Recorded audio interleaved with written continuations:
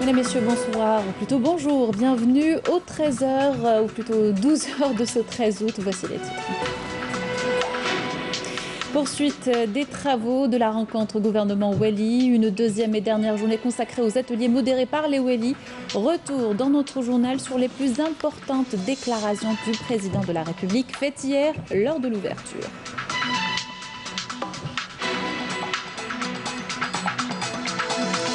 Cinquantième sortie de promotion des élèves officiers et officiers stagiaires à l'école supérieure de l'air de Tafraoui à Oran. La cérémonie a été présidée par le commandant des forces aériennes, le général-major Mahmoud Laraba. Les détails tout à l'heure.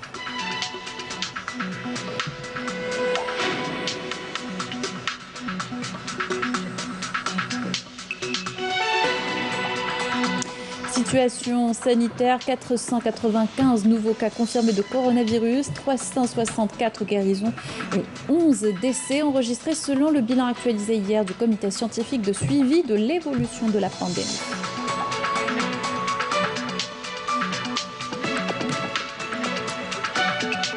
Nous parlons développement local dans cette édition et ce modèle d'adaptation à Ghardaya, les énergies renouvelables s'imposent comme une bonne alternative à l'énergie classique. Reportage. Bonjour à tous, je vous le disais en titre, poursuite des travaux de la rencontre gouvernement Wali au Palais des Nations. Une deuxième et dernière journée marquée par des ateliers interactifs au niveau du Centre international des conférences modéré par les Wali. Hier, le président de la République a donné le coup d'envoi de cette rencontre, la deuxième pour cette année après celle de février dernier. À l'issue des travaux de la rencontre, l'issue devra déboucher sur une série de recommandations opérationnelles susceptibles de transformer la vision des pouvoirs publics en actions concrètes de développement dans tous les secteurs.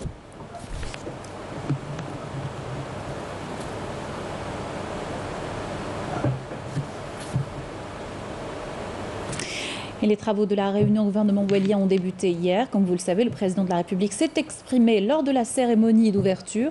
Abdelmajid Tebboune a donné le la de cette réunion, deuxième de l'année. Les responsables locaux devront rendre des comptes. Le président de la République est revenu également sur la révision de la Constitution. Ces déclarations et d'autres par Saïda Mayouf. إلى الاستعداد لمرحلة الاستفتاء حول المشروع التمهيدي a appelé les membres du gouvernement et les Wali réunis à se préparer à l'étape du référendum sur l'avant-projet de révision de la Constitution actuellement en phase de collecte de propositions. Et ce, afin de garantir les meilleures conditions et moyens matériels et psychologiques à même de permettre aux citoyens d'avoir son mot à dire sur l'avenir de son pays. Le président Tebboune réaffirmera dans ce sens que le changement revendiqué par le Hirak populaire béni est certains changements pacifiques mais radicaux qui passent par la Constitution, le socle de l'État. Concernant la crise sanitaire qui sévit dans le pays, le président de la République a saisi cette rencontre pour saluer certains walis qui se sont distingués dans la lutte contre la propagation de la pandémie, notamment après l'élargissement de leurs prérogatives en matière de gestion des situations induites par le virus. Des efforts qui, malheureusement, n'ont pas été palpables dans d'autres wilayas, précisera le chef de l'État, et cela parfois même dans l'intérêt à accorder aux citoyens et à son environnement et dans la réalisation de ce qui était tracé pour l'amélioration du niveau de vie de millions de citoyens vivant encore dans des zones d'ombre et presque à une autre époque, comme s'il s'agissait là d'un destin scellé. Le chef de l'État affirmera à ce propos le lien entre la maîtrise de la situation sanitaire en attendant l'acquisition du vaccin adéquat et la réunion des conditions propices à la mise en œuvre du plan de la relance économique. Le président de la République a rappelé à ce propos les décisions du Haut Conseil de sécurité et du Conseil des ministres portant déconfinement partiel devenu nécessaire pour l'économie nationale et pour le moral du citoyen, tout en appelant les walis à prendre les décisions qui s'imposent au regard de l'évolution de la situation sanitaire au niveau de chaque wilaya. Le président de la République, Abdelmajid Tebboune, précisera par ailleurs que les décisions de mettre fin au fonctions de certains nombres de responsables locaux représente le début d'un processus consistant à exiger des comptes à ceux qui ont fait montre de passivité en matière de prise en charge des préoccupations et des problèmes des citoyens dans les zones d'ombre. Sur un autre plan, le chef de l'État a fustigé les forces d'inertie œuvrant contre la stabilité du pays et qui escomptent une situation de chaos dans le pays. Il a également relevé l'existence de complicité à l'intérieur de l'administration et que des enquêtes dans ce sens sont en cours, des enquêtes visant à savoir qui a fait quoi et qui bloque, ne manquera pas de souligner le chef de l'État. Enfin, le président de la République, Abdelmajid Tebboune, indiquera que la société civile demeure le premier allié à même de concrétiser l'édification de l'État, soulignant la nécessité d'apporter tout le soutien et les facilités aux associations pour les aider à s'organiser davantage pour assurer des lendemains meilleurs. Toujours lors de la réunion gouvernement Wali, le Premier ministre a mis l'accent hier sur l'impératif de lutter contre la bureaucratie pour donner l'espoir en un avenir meilleur. Abdelaziz Jarrad a participé à certains ateliers modérés par les Wali qui ont débuté dans l'après-midi.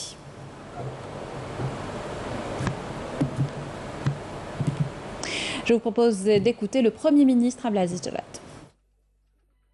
العمل كان أولا عمل جماعي وكان اتصال دائم بين السلطات العليا، بين رئيس الجمهورية، بالوزير الأول، الوزير الصحة، اللجنة العلمية، حتى لجنة الفتاوي فيما يخص بعض الجوانب اللي عندها علاقة بديننا الحنيف. فلذلك كان هذا التبادل هذا مع الولاة إلى غير ذلك، سواء بواسطة وزير الداخلية أو مباشرة. فهذا العمل هذا قيم، هذا العمل هذا هو اللي خلانا الحمد لله نكونوا وصلنا للنجاح في كثير من التحديات، ونجحنا في الحقيقة. لأنه علاش؟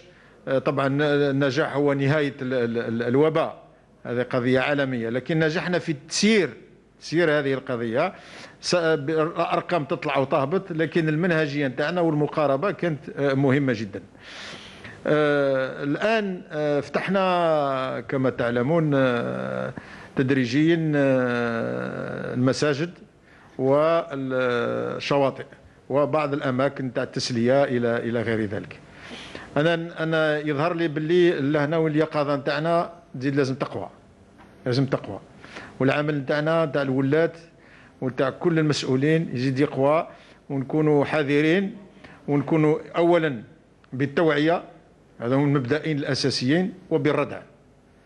التوعية أننا نكون باتصال مباشر مع الإخوان اللي يسيروا في المساجد، وكذلك مع الإدارات المحلية والسلطات المحلية اللي باتصال مباشر مع شواطئ عندما تكون في المدينة ولا الولاية عندها شاطئ، وكذلك البلديات ورؤساء الدوائر والمجتمع المدني له دور كبير، الجمعيات لها دور كبير. إذا لازم نواكب هذه القرارات هذه باش المواطن ما يقولش خلاص رانا انتهينا والآن لازمنا ما يجي ضرورة الكمامة وما يجي ضرورة المسافة الاجتماعية بين الناس إلى غير ذلك. ينساو هذيك المبادئ الأساسية اللي تكلمنا عليها في البيانات نتاعنا. Dans l'actualité également, cette sortie de promotion, la 50e des élèves officiers et stagiaires à l'école supérieure de l'air Shahid Jebbar Tayyib de Tafraoui à Oran. La cérémonie a été présidée par le commandant des forces aériennes, le général-major Mahmoud Laraba. Karim Haifa. La 50e promotion des élèves officiers stagiaires de l'école supérieure de l'air de Tafraoui a débuté par l'inspection des formations diplômées par le commandant des forces aériennes, le général-major Mahmoud Laraba.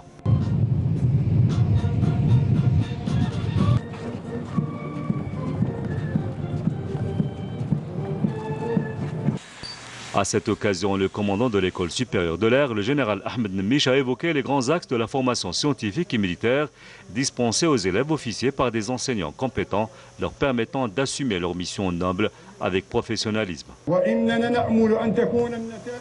Nous souhaitons que les résultats que vous avez obtenus dans les secteurs opérationnels boostent encore plus cette formation militaire dispensée par des formateurs qualifiés qui contribuent à réaliser les objectifs fixés par le système de formation militaire.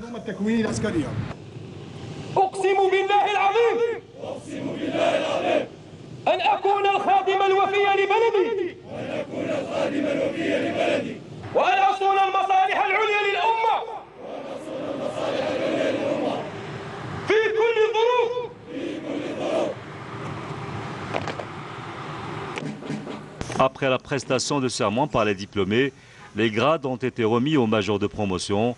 S'en est suivi la passation de l'emblème de l'école à la promotion rentrante.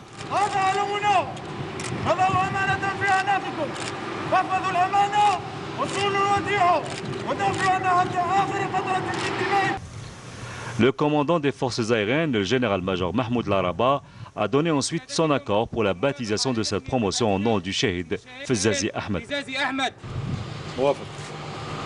La cérémonie a été ponctuée ensuite par une parade militaire des diplômés accompagnés de la fanfare militaire, suivie d'un baptême aérien exécuté par les pilotes de l'école supérieure de l'air.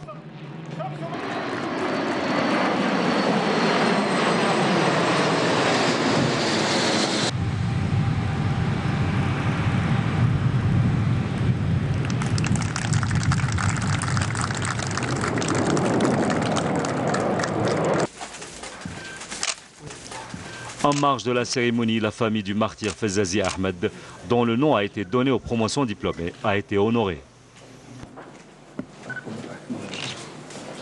Retour de la délégation algérienne qui était au Liban, arrivée hier. Des équipes médicales et celles des services de la protection civile spécialisées dans les interventions en temps de catastrophe étaient à Beyrouth suite à la double déflagration qui a décimé une partie de la capitale, fait 160 morts, plus de 5000 blessés et d'importants dégâts matériels au Liban. La délégation a été reçue par le ministre de la Santé, Abdelrahman Ben Bouzid. On l'écoute. هذا شيء يشرف الجزائر والجزائر كلها في عدة محن أصابت بعض الدول.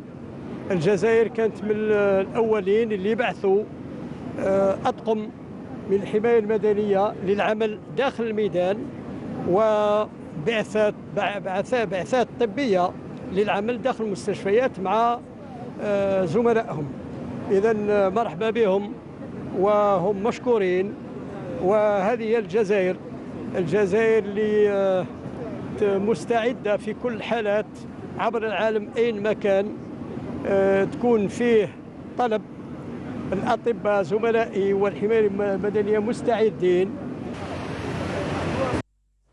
Situation sanitaire dans le pays, 495 nouveaux cas confirmés de coronavirus, 364 guérisons et 11 décès ont été enregistrés selon le bilan actualisé hier du comité scientifique de suivi de l'évolution de la pandémie. On écoute le porte-parole, le docteur Jamal Fourar. Pour ce qui est des principaux indicateurs enregistrés au cours des 24 dernières heures, nous avons 495 nouveaux cas, 281 patients hospitalisés, 364 patients guéris, 53 patients en soins intensifs et 11 décès. Avec la notification de 495 nouveaux cas, l'incidence au cours des 24 dernières heures est de 1,4 cas pour 100 000 habitants, sachant que 31 wilayas ont notifié moins de 10 cas et 17 wilayas ont notifié 10 cas et plus. Pour ce qui est des décès, nous avons au cours des 24 dernières heures enregistré 11 nouveaux décès, rahimahumullah. Pour ce qui est des patients hospitalisés au cours des 24 dernières heures, le nombre est de 281 patients. Les patients guéris et qui ont quitté les établissements hospitaliers à ce jour, leur nombre est de 25 627 patients guéris, dont 364 patients sont guéris et ont quitté les établissements hospitaliers au cours des 24 dernières heures. Pour ce qui est des soins intensifs, nous avons actuellement 53 patients hospitalisés en soins intensifs à travers les différents établissements hospitaliers. Et on va parler de l'eau potable à présent. Cette ressource vitale n'est pas toujours facile à fournir. À Oran, les habitants peuvent compter sur les stations de dessalement d'eau de mer. Celles-ci alimentent la majorité de la wilaya. Sarah Derbel. 80% de l'alimentation en eau potable dans la wilaya d'Oran vient des stations de dessalement d'eau de mer, en l'occurrence la station de Kahrama, Chet al-Hilal et El Makta', au grand bonheur des Oranais. Depuis 2008, nous souffrons du manque d'alimentation en eau, surtout les personnes qui habitent dans le 4e et 5e étage. Par rapport aux années précédentes, maintenant ça va, même si nous n'avons pas beaucoup de pression. Cette fois-ci, nous avons une bonne alimentation en eau potable depuis qu'ils ont intervenu.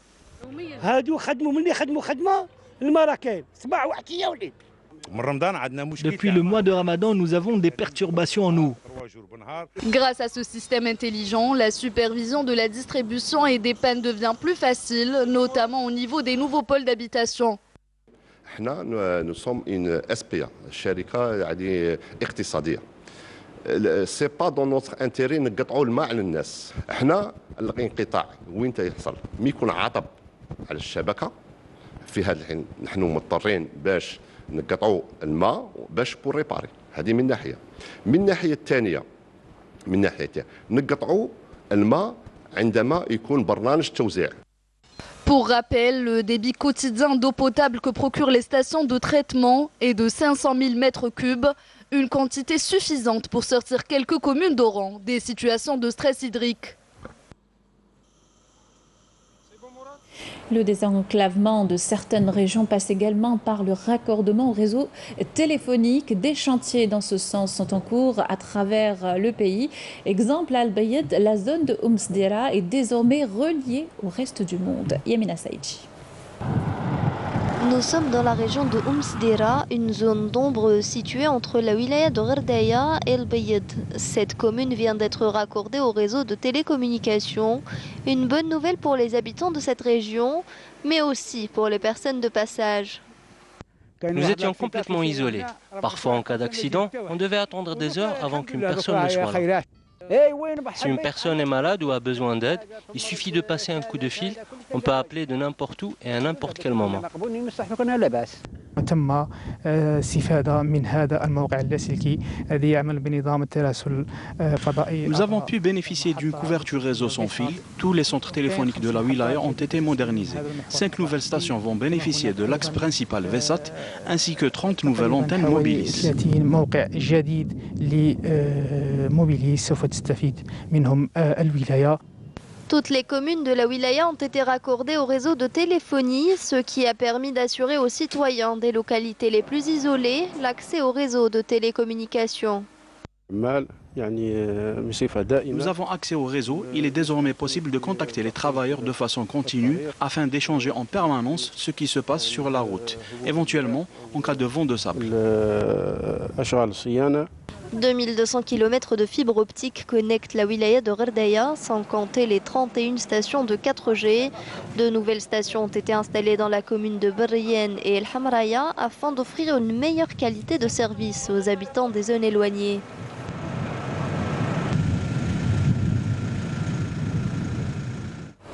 Direction Mascara où des projets de réhabilitation ou construction de routes dans des zones rurales sont en cours. Objectif, rompre l'isolement de plusieurs localités et villages enclavés. Sarah Delbel. Pour faciliter le déplacement des habitants de la wilaya de Mascara, 17 projets de réhabilitation de routes sur un linéaire de 350 km ont été lancés. Une initiative bien accueillie par les habitants des zones rurales. On ne peut même pas se déplacer, les routes sont dans un état catastrophique. Cette route est opérationnelle, mais la route qui mène vers la commune de Hadjam est abandonnée.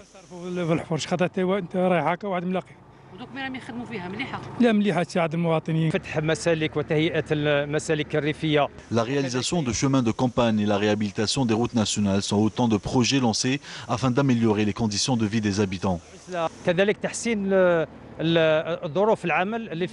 Des projets qui ont pour objectif de créer un véritable réseau de routes secondaires qui devrait à terme relier toutes les exploitations agricoles de la région. Une grande partie du projet a été consacrée pour les zones rurales, pour permettre aux agriculteurs d'accéder à leurs terres plus facilement.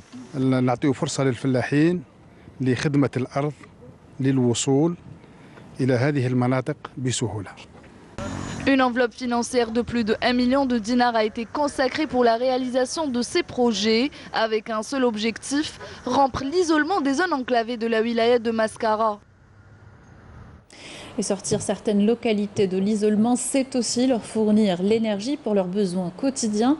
À Gherdaya, on s'adapte aux spécificités de la région. Les énergies renouvelables s'imposent comme une bonne alternative, parfois meilleure à l'énergie classique. Yamina Saïdji. Transformer de l'énergie chimique en énergie électrique en utilisant l'énergie solaire. Un nouveau mode de production et de consommation d'énergie adopté par la centrale électrique de Gherdaya, un exemple qui est appelé à être reproduit. بالطاقات المتجددة نعملوها متوازية مع محطات الديزل المتواجدة وسميناها المحطات الهجينة معناته أنه الطاقة الشمسية Programme est en cours concernant les énergies renouvelables dans cette centrale.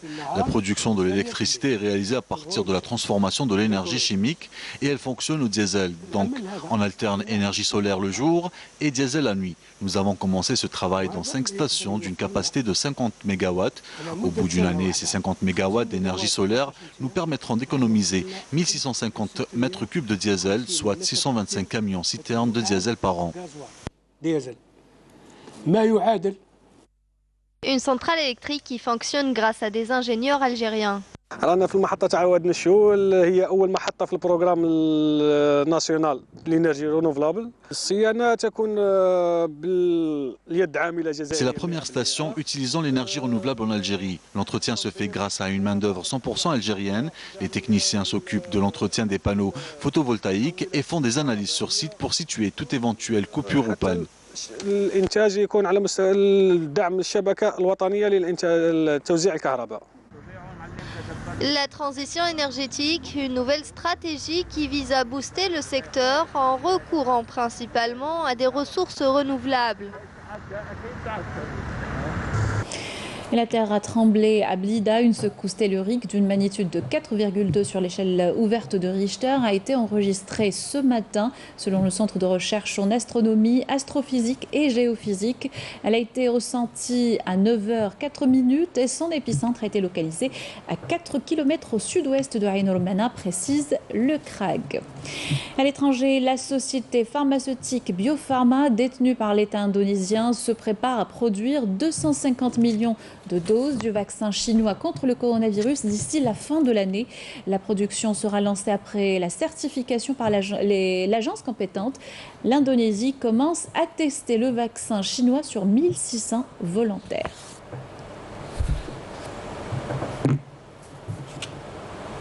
La Corée du Sud a installé des abribus innovants pour lutter contre le coronavirus, équipés de caméras thermiques et de lampes à rayons ultraviolets pour permettre leur désinfection. 10 arrêts de bus haute technologie ont été installés dans un quartier du nord-est de Séoul afin de protéger les passagers de la pluie, de la chaleur estivale, mais aussi du virus.